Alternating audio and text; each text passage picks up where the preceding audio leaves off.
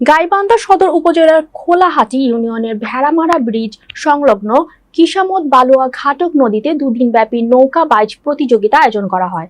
গাইবান্ধা প্রতিনিধি শাহ পারভেজ সংগ্রামের পাঠানো তথ্যচিত্রের ডেস্ক রিপোর্ট। বিপুল উৎসাহ উদ্দীপনার মধ্য দিয়ে এই নৌকা বাইচ প্রতিযোগিতা অনুষ্ঠিত হয়। এই নৌকা বাইচ প্রতিযোগিতা জেলার বিভিন্ন এলাকা সহ বাইরের জেলা থেকে আসা 20টি নৌকা অংশ নেয়।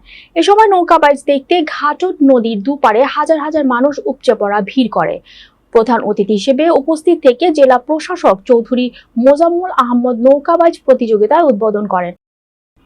নৌকা বাইচ উদযাপন কমিটির সভাপতি মোহাম্মদ ইউনুস আলী দুখু সভাপতিত্বে প্রতিযোগিতায় পূর্ব এক আলোচনা সভায় বক্তব্য দেন বিশেষ অতিথি জেলা পরিষদের প্রধান নির্বাহী কর্মকর্তা বিপুল চন্দ্র দাস, সদর উপজেলা নির্বাহী অফিসার মাহমুদ আল হাসান ও বিশিষ্ট তরুণ সমাজসেবক প্রকৌশলী শামীম প্রামাণিক বাদল।